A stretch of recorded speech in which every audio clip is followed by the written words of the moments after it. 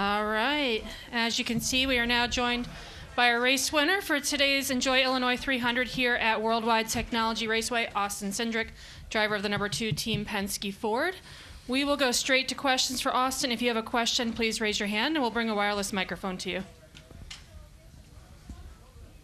We'll start right here on the left. Hey, Austin. I'm Benjamin Hockman from the St. Louis newspaper, the Post-Dispatch. Congratulations. Thank you. We talked to Walt about him talking to your father on the phone. Have you gotten to speak to your father yet? And what can you share about this moment that you shared with him? Yeah, I spoke to him and my mom in Victory Lane over the phone. It's funny, my pops and I kind of have this thing. I don't believe in luck or like any juju or whatever, but like he and I are both pretty convinced over the last handful of years that he and I both can't have good days at the racetrack. Like if the 2-car in IndyCar has a good day, the 2-car in NASCAR doesn't. Like it's just kind of this conspiracy theory that lives with us. And watching the IndyCar race today, they had a really bad race. Just had everything go wrong that could have went wrong. And we're still proving that theory correct because can't think of a better day for us on the 2-car in NASCAR. I mean, he's my dad, so I love the guy. Other than that, I mean, it's probably maybe not the strangest it's ever been, but like, in Xfinity, he could kind of avoid me and just kind of let me and my team do our thing, and he'd, kind of ignore that. Obviously, his role within the team, but he's in all of our meetings now. Our goals are the exact same as far as what makes this team great. So and I can't think of a better leader for our team. I've been able to see it firsthand. The difference that he makes. So proud to be able to watch that grow up around that, and proud to be his son. Going to go over to Dustin and then Bob, and then we'll go in the middle. Dustin Albino, NASCAR.com. Austin, all 3 Penske cars ran in the top 5 for most of the race today. So how important of a day was this for Penske? It was super critical for us. I mean, obviously, there's been, RFK's definitely showed some speed from the Ford side and been able to prove, hey, we can run up front and win in this package. And, there's a lot of conversation about different OEMs and this and that. And, that's definitely something we look at as a race team to try and improve and get better. And, running, barely being able to run top 10 with 1 car at Charlotte after winning the year before. And Joey and I, best we could do is 14th and 20th. That's last week. That's the last thing that's in our head. And, some of those things, you're easy to get down on, but, this team has an incredible ability to be consistent, whether if it's at the Indy 500 or this weekend at Gateway, having incredibly consistent pace between all of our cars. All through the get-go, and we've had like super speedways have been that way for us this year, and I've left every single one of those feeling guilty because we haven't won. I thought I had a shot to win Daytona, thought I had a shot to win Atlanta, thought I had a shot to win Talladega, and we didn't win any of them with arguably the fastest cars. And going into the race today, I went to bed last night knowing that I'd be really, really disappointed if one of us didn't win, I was just happy that we were in position there when the 12 car ran out, and to bring home a win because this team deserves it. I can't wait to see everybody back at the shop, and everyone's been super supportive in believing in me through good days and bad days, and I can't think of a better place to work. And it looks like that's a horseshoe there. What's up with the horseshoe? It's a race fan. I guess he gives them to the winners every year. I guess Joey has one, so I have one now because I won today. So that's cool. It's kind of little things like that, I guess you keep and hang on to after race wins. I didn't even. I was like driving by on the golf cart when he gave it to me, so I don't really know the story behind it, but I mean, it kind of makes sense, right? Thank you. I'm gonna go to Bob. Bob Parkhurst, Fox Sports. I have 2. The first, obviously, Bell had his engine issue. Blaney has his fuel issue. Did you have any issues? Were there any sounds or anything where you're like, oh, I'm gonna break too? Bob, I didn't even know we were close on fuel. So like I was kind of shocked.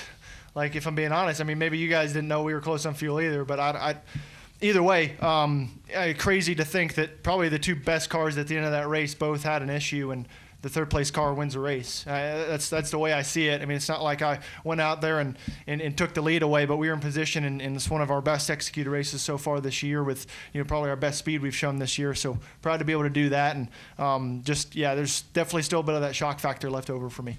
I think Blaney didn't know he was short on fuel either. So yeah, no, I'm honestly like heartbroken for those guys, and I know it might sound like cliche to say that, but I really do feel that way. Like those guys are championship contenders, and a win, 5 playoff points goes a really long way for those guys, and we've got an important summer coming up for our group to be able to put ourselves on that level every week. And I'm wondering what's motivating you right now. Is it like I'm in third year Cup, I gotta win because it's now time, or I mean, heck, you have the 4 SHR drivers who are now all looking for work. Did you feel anything like, I mean, I got to win or else somebody else is going to take my ride? Well, I think there's two avenues I could take on that. I'll take you down both of them. One of which is I'm a very internally motivated person. I don't like, this isn't fun if I'm not winning. So as you can imagine, it's not been very fun for a little while, and that's the standard I hold. And I don't want to find myself in a position to be okay with 10th and be okay like, hey, I've finished in the top 10. That's an awesome day. No, that's 10th. Like, that's good. That's a step forward, but it's not where I want to be. It's not the level in which I prepare. It's not the level in which my team expects to perform. That to dovetail into the next avenue, that's not good enough to race and drive at Team Penske, and I know that. Like, no one has to tell me that. There's no meeting that has to be set in place, and I take that very personally. The opportunity that I have, to be able to go win at the highest level, and it's the intensity that I carry every day when I wake up and go to the race shop. I cut out every other distraction in my life, good, bad, or indifferent. If that makes me a horribly rounded person, which it does in a lot of ways, all I care about is what I do in between the walls of a racetrack. I'm going to go right up here in the front. Austin, Brad Harris from FrontStretch.com. You talked about super speedways earlier. You got a win at Daytona. How much of a validation do you feel like it's the win on a track that's totally different from a restrictor plate? Well, they're going to tell me it's because it's like a road course. You know that, right? Of course. So I went through the same thing in Xfinity, right? You win on a road course, and you got to win on an oval, and then you got to win on a short track, and then at some point they just got to accept the fact that you're going to be good every week. So I'm not saying that that's where I'm at. I've just lived this before, but either way, I'm at the point where I don't really care what type of racetrack it is. I feel like our speedway programs are awesome, and opportunities for us to win every time. And this racetrack has been that way for us the last 3 years. So going into it knowing that it could be an opportunity race for us, and just proud to be there in the moment and execute like a top level team should. We're going to go to Cole and then work our way up in the middle. Cole Cusimano, Kicking the Tires. I got 2 for you. First, just real quick, I'm curious if you got the chance to speak with Ryan, and if so, what those conversations were like following the race. Yeah, Ryan came by and saw me in victory lane and congratulated me and my team, and it just shows the professional that he is. I mean, he was happy for us for probably as much as he could be. I'd be heartbroken if I'm sure he is, and I feel really bad for him. So I'm just proud to have teammates like that really care about the effort that we put forth, and we race side by side a lot of the day, and it's a good day for me when I'm able to keep up with that 12 car. He does an awesome job every week. And then when you have these strategy heavy races, is that something that you kind of think about in the car as being really stressful on yourself, or you just kind of task at hand, drive the car, and do your own thing? Oh, I leave that all up to Brian. And I'll be honest, I don't know, I feel like there's been some times this year, and I'm sure it's gone completely unnoticed, but I'll bring it up. We've lost some positions, put ourselves in bad spots on, tailing the lead lap, or, a lap down, due to, maybe trying to be aggressive on strategy or conservative on strategy. And, that's something that Brian has been, it's been frustrating, because it's that's crew chief's job, right? But you gotta do whatever he feels right, and that's what I always encourage him. If there's one way you want to go, just do it, and I'll believe in you 100%. And this was a strategy race, and Brian called an awesome race today. It was an aggressive race, and put ourselves in position to really take advantage of the opportunity. So kudos to him, and this one means. I'm sure it means a lot to Brian's first win as a crew chief in the Cup Series. I gave him the checkered flag after the race because I'm just so happy we were able to get one of these together. We're going to stay. We have a couple here in the middle, and then we'll go over to the left side. Mitchell Kaminsky, ABC 17 News. I know you said you weren't aware you guys were so low on fuel, but Brian was saying the initial goal was to pit around the same time as the 12. When you saw that he had run out, were you at all concerned coming around that last lap? Or? I didn't know he ran out until we were in victory lane. I didn't know we were that close, or maybe they didn't get full. Obviously, they pitted a lap sooner than us. I didn't get the impression that we were, one lap away, from running out. So obviously, you have to kind of dig through the data on that one. But yeah, just kind of shocked and you're taking the white as a leader. So you kind of just focus on not screwing it up. I'll be honest, I was like super nervous after taking the checkered. Like came off of turn 4. Identify that the guy has the checkered flag in his hand, listen to my spotter telling me that I just won the race, and still terrified that I needed to keep driving fast.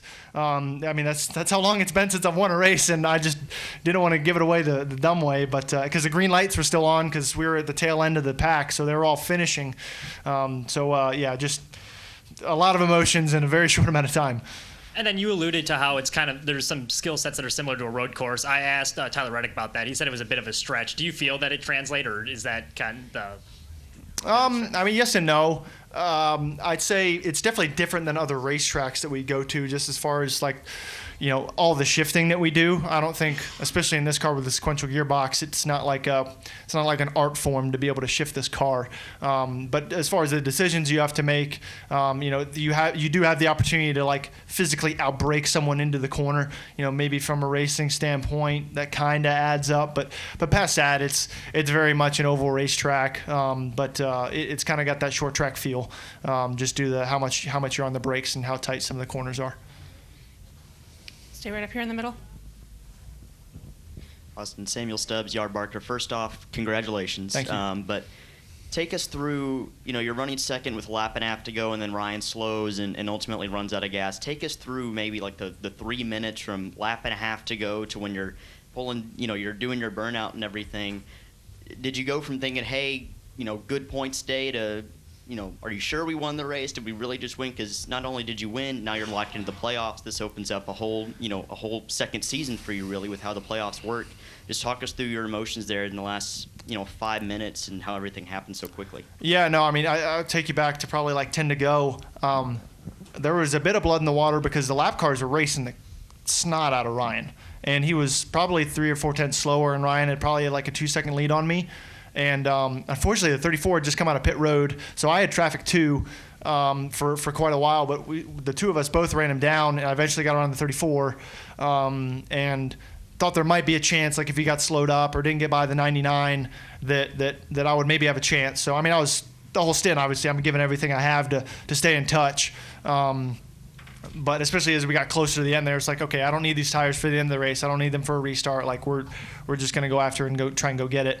And then I saw him slow into 3, and my spotter picked up on it in the middle of 3 and 4, and I thought, okay, maybe there's that 4 to 5 upshift into 3. Maybe he didn't get the upshift right or something. That's the only thing I could figure that would have made him that slow. But obviously they had their issues. I don't need to really relive that because you're passing them on the front straightaway, taking their white, knowing exactly what that means, for them. And at that point, yeah, it's just focus on hitting your marks and win the race. And just being able to do a burnout and get out and do victory lane celebrations and all of it is it was my first time all over again. It's been so long. So even just standing up on the roof of my car, I hadn't I about fell over and in victory lane, just big tree fall hard on that deal. So I can't make the highlight reel on that. So just an incredible range of emotions in a short amount of time.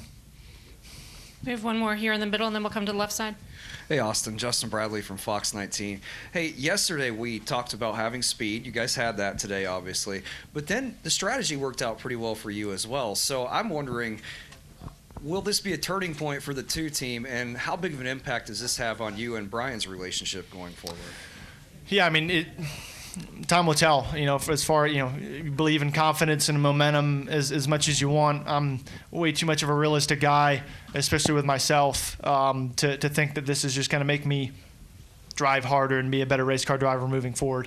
I can promise you I'm giving it absolutely everything I have to run 20th some weeks. So, it's that preparation, it's that process that when you come to the track with cars that are capable of winning races and you go out there and do it, that's a lot of validation for a young team. And when I say a young team, pretty much from the top down, guys in new roles or within 1 or 2 years in the Cup Series. And these are guys that have been with me for a long time. You know, when we did team swap, crew chief swap at the end of the year last year, you know, I think there's a lot of a somewhat of a brotherhood culture when you do that, and you kind of just have to lean on each other with you know, the challenges of not having the experience and having two teams that are put together that won 2 championships the last 2 years. So we have 2 great baselines for our group, but I think it's just validation in the process. You know, I've told my guys that my expectation is for us to eventually hopefully be the example, whether if that's in the garage or in our own race shop. And they all do an incredible job and are an incredibly positive group of people with no egos. And I'm just really proud because I think there's a lot of people on that team that are, you know, directly responsible for me being able to race in the Cup Series and making it to this level. So to win a Cup race with Brian is really special for the 2 of us. Go here to the left. I'm good. One more, if I may. Yeah. Benjamin Hockman, Post-Dispatch. Just in general, this day at the track. I mean, I assume you're in a better mood because you won, but can you just describe what the atmosphere was like? Yeah, I think the track has done a tremendous job here. You know, whether if it's been for the IndyCar race events and then obviously into the Cup Series events. You know, I went to a St. Louis Battlehawks game last night, and I mean, I was pretty surprised at the turnout, to be honest. And like 90% of the people there were all wearing team gear. I'm like, I got to buy a hat to fit in here. And it shows that there's a passion for sports in this place, and the facility is always super clean, and they're always trying to do kind of innovative new things, and the teams and the drivers notice that.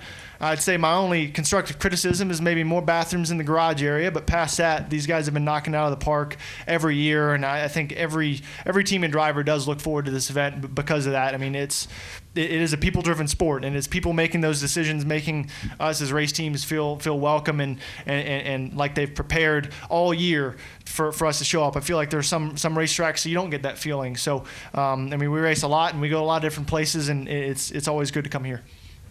Can you go to the far right, and then we'll go back to Cole for a follow-up? Harry Loomis, podium finish. Congrats on the win, Austin. You spent all of 2022 after Daytona being locked into the playoffs. So now with this win, 11 races left in the regular season, what do you expect this to do for you these next 11 races ahead of the playoffs? I mean, it definitely gives us an option. I mean, from a points perspective, you know, how many positions can I gain, you know, with the guys that are in the playoffs, you know, as far as getting those playoff points at the end of the regular season.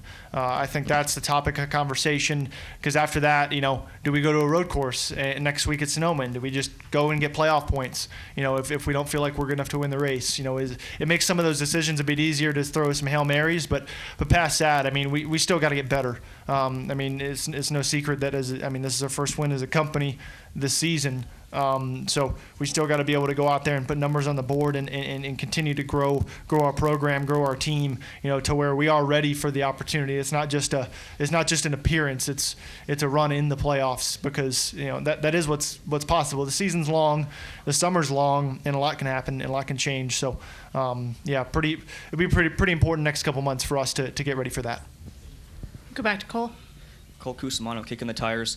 I noticed on your victory lap, Brad gave you a wave. Obviously, he's been a team owner to you, a teammate.